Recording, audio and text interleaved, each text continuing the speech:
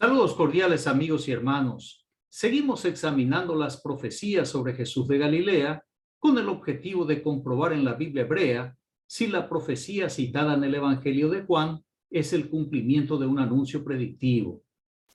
Para ese fin, voy a abordar el tema en un solo estudio elaborado fuera de la confesión religiosa o de la denominación cristiana.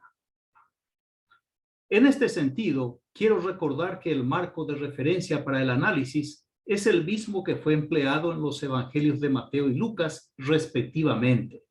A saber, primero, que la Biblia hebrea es un libro sociopolítico, es decir, que no es un libro histórico ni religioso, donde la religión es el instrumento político de su historia. Segundo, las predicciones de los profetas de la Biblia hebrea no poseen credibilidad alguna, porque fueron escritas con el empleo de la narrativa predictiva mucho tiempo después de que sucedieron los hechos relatados en todos los casos. Tercero, el pensamiento de Jesús de Galilea fue desalojar al Imperio Romano, instalar la era mesiánica y asumir el cargo de rey de Israel. Por ese sueño, Jesús luchó y murió, y su causa quedó escrita en el madero de su ejecución. Este es Jesús, Rey de los judíos. El evangelio atribuido a Juan, escrito en el siglo II, fue el último de los evangelios canónicos a ser producido, alineado al pensamiento doctrinal de Saulo de Tarso. Muy bien, dentro de este marco de referencia, el título de esta única lección es Creer a Jesús. La profecía que vamos a examinar es la mencionada en Juan capítulo 12, versículo 38. Y voy a leer de la edición Reina Valera revisada, edición 1960. Para que se cumpliese la palabra del profeta Isaías que dijo: Señor, ¿quién ha creído a nuestro anuncio?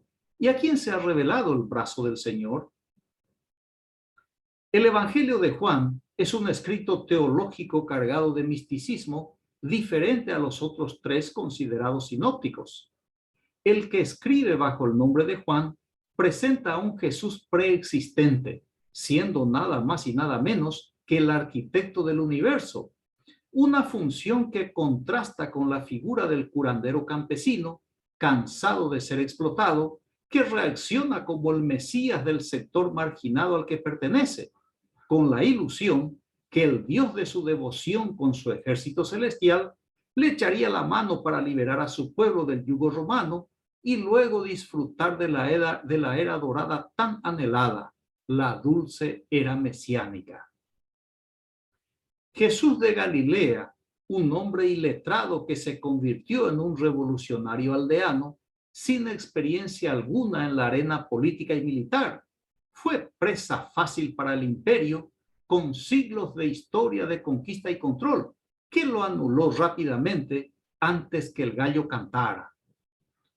Por tanto, si Jesús de Nazaret fue un pésimo arquitecto de su proyecto mesiánico, sería imposible que fuera el arquitecto del universo, tal y como lo afirma el autor del Evangelio de Juan. Así, mientras los evangelios sinópticos presentan a Jesús de Nazaret como el ungido de Dios, sin especificar por cuál de los dioses del panteón hebreo cananeo, para el evangelista Juan, Jesús es una deidad, un Dios hecho carne, es la palabra hecho hombre.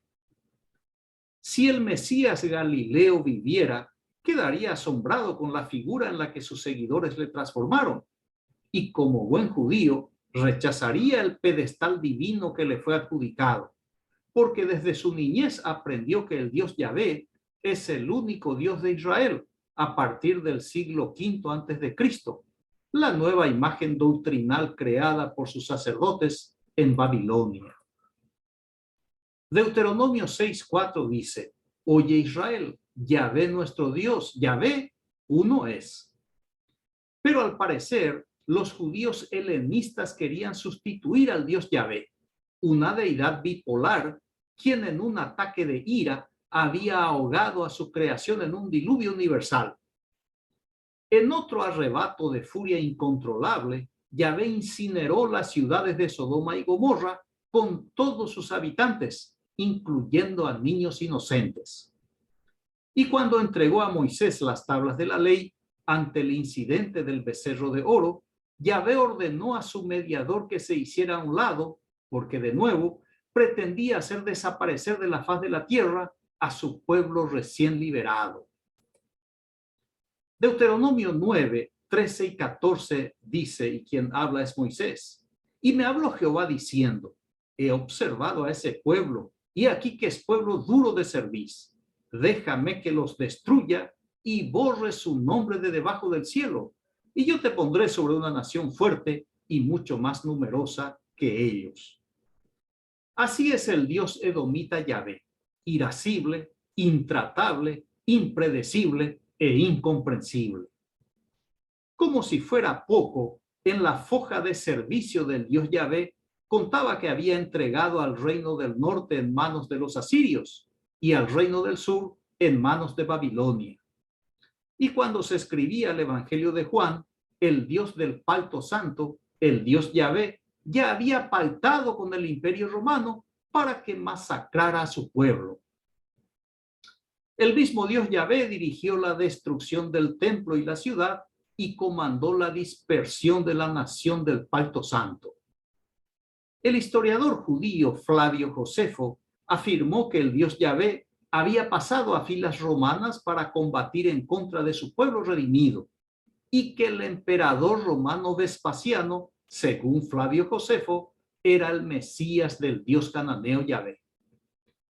Ante esta deidad insensible y antihumana, los judíos de la diáspora, al parecer, estaban decididos a crear a un nuevo Dios, a una deidad totalmente diferente al que habían creado los sacerdotes de Jerusalén cuando estuvieron cautivos en Babilonia.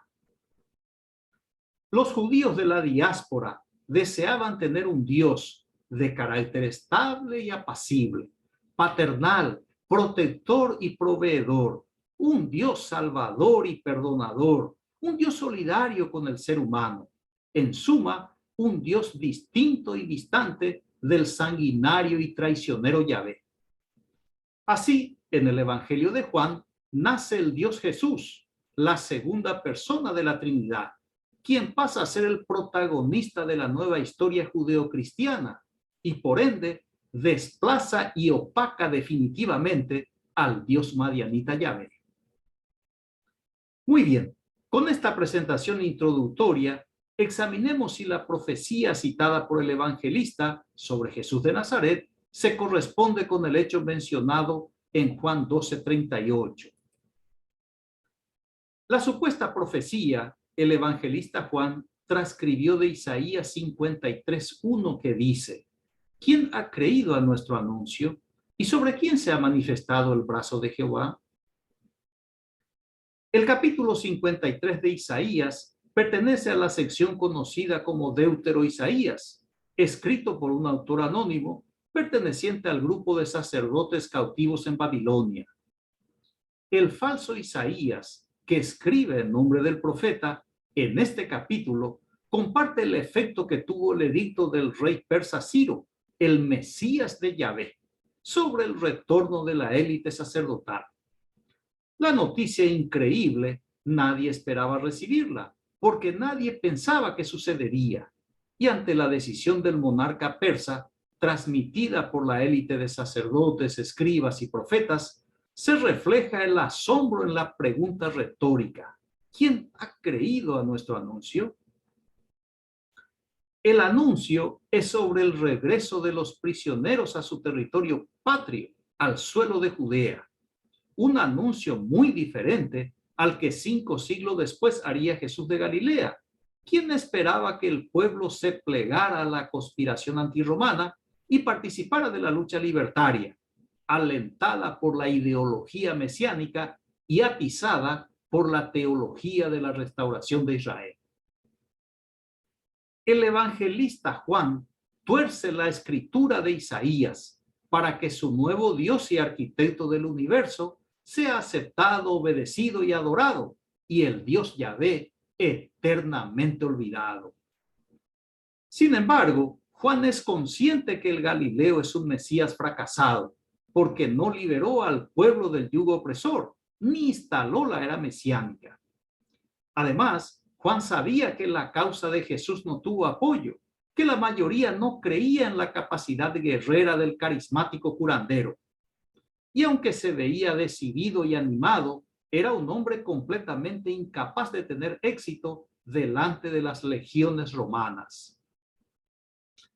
De allí la queja del evangelista en Juan 12:37. Dice, pero a pesar de que había hecho tantas señales delante de ellos, no creían en él. El pueblo quería y esperaba una sola señal, la libertad del opresor romano. Y esa libertad sería la única señal creíble de que Jesús de Galilea es el legítimo Mesías de Israel. De cualquier manera, el segundo Isaías relata la historia de su pueblo y de su tiempo. No escribe una profecía, ni habla de la era mesiánica, ni se refiere a la persona del Mesías, ni trata sobre las andanzas del exorcista nazareno. Seguidamente, el falso Isaías se pregunta, ¿y sobre quién se ha manifestado el brazo de Jehová?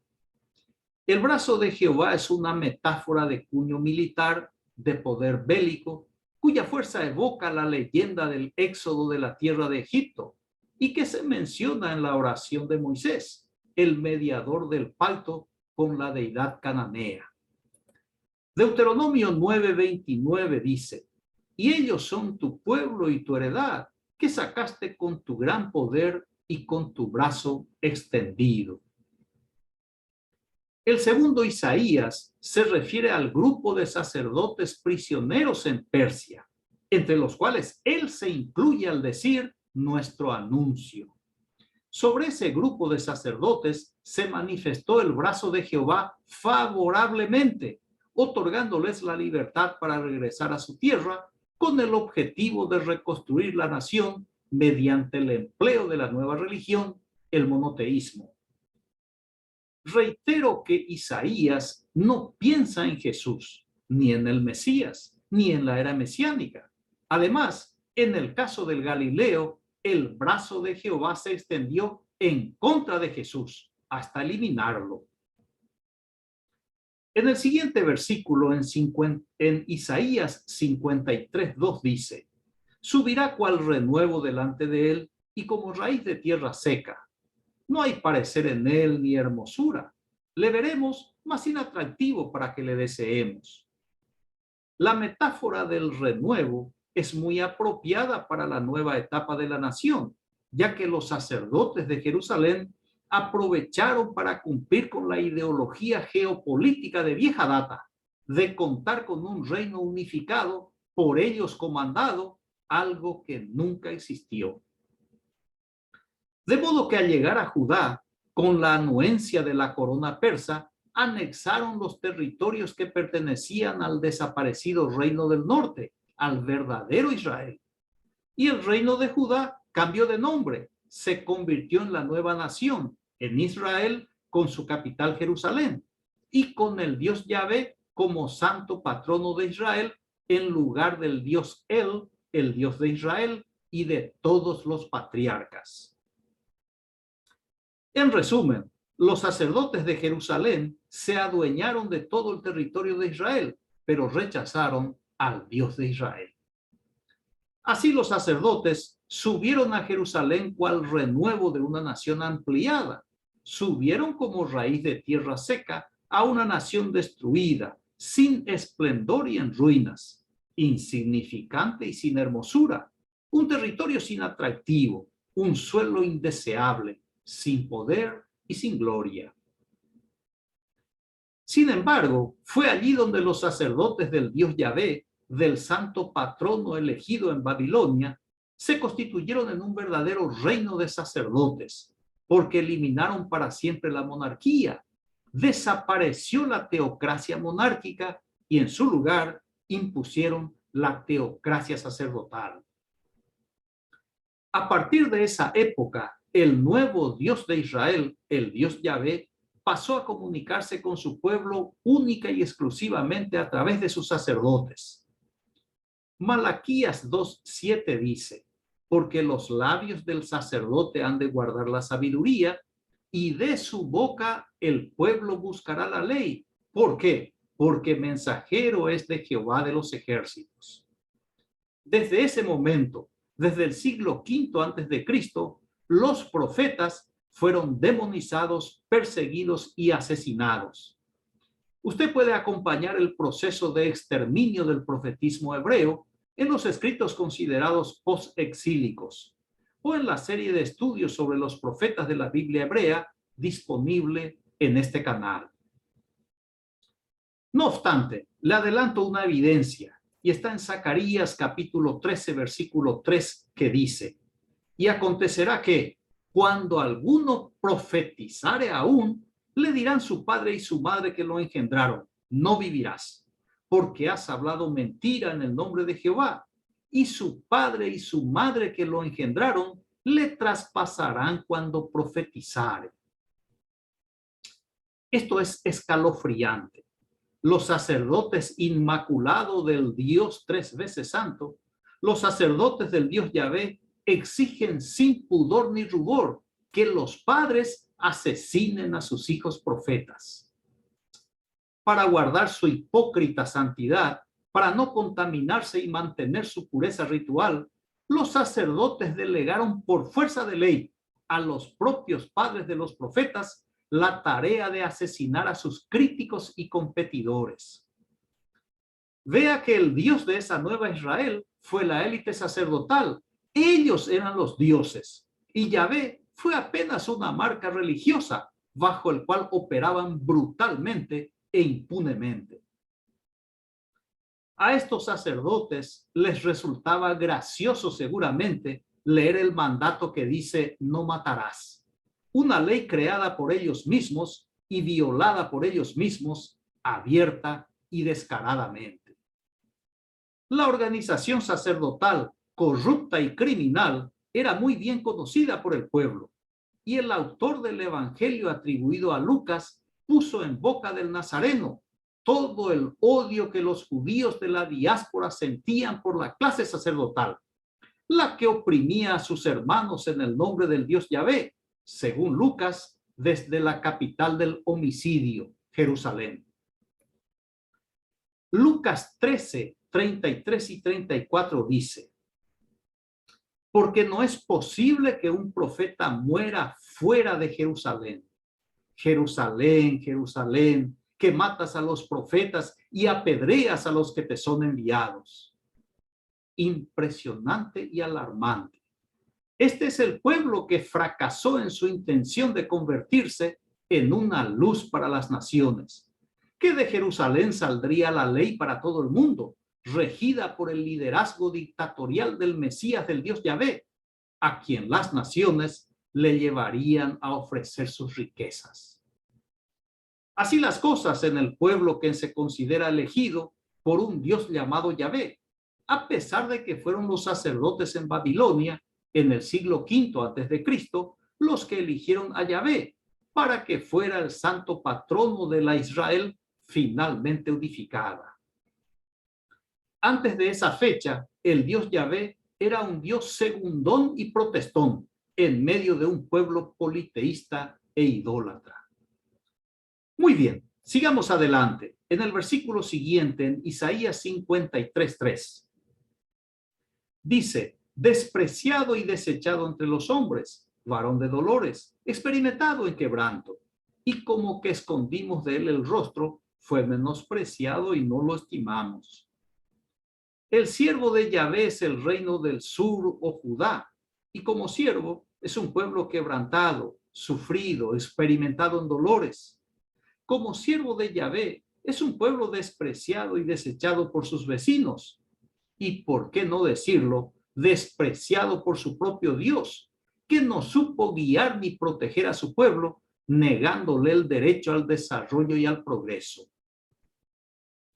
El evangelista Juan, en un intento de reforzar su argumento en favor del Galileo, dice en Juan 12, 39 y 40 lo siguiente. Por esto no podían creer, porque también dijo Isaías, cegó los ojos de ellos y endureció su corazón, para que no vean con los ojos y entiendan con el corazón y se conviertan y yo los sane. Aquí Juan cita otro texto de Isaías para hacer notar que todo el problema es obra del Dios edomita Yahvé, a quien el evangelista le responsabiliza por enceguecer a su pueblo ante la convocatoria realizada por Jesús de Nazaret para luchar en contra de los romanos.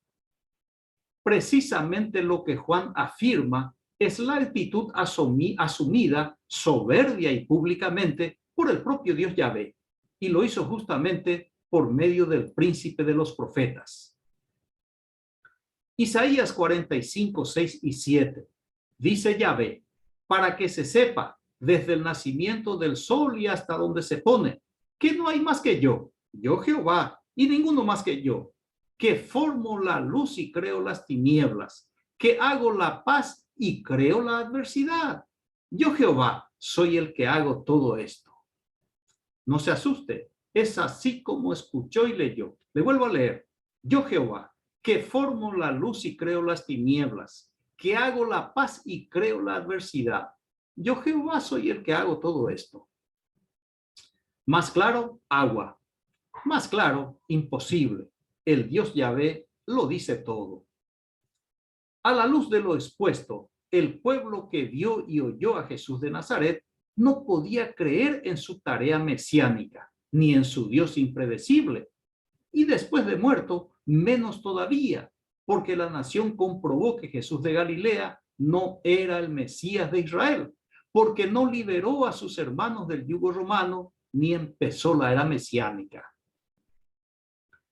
Sin embargo, en las páginas de la literatura religiosa, en donde abundan los milagros con mucha frecuencia de toda clase y magnitud, es allí, en la Biblia cristiana, donde a Jesús de Galilea se le declaró Mesías, después de ser ejecutado por el delito de lesa majestad. Así, en el Evangelio de Juan, el sedicioso ajusticiado es transformado en el Logos, en la palabra hecha carne y además en el arquitecto del universo. Fantástico, ¿no le parece? Muy bien, concluyo esta exposición con la observación del filósofo y estadista británico Sir Francis Bacon.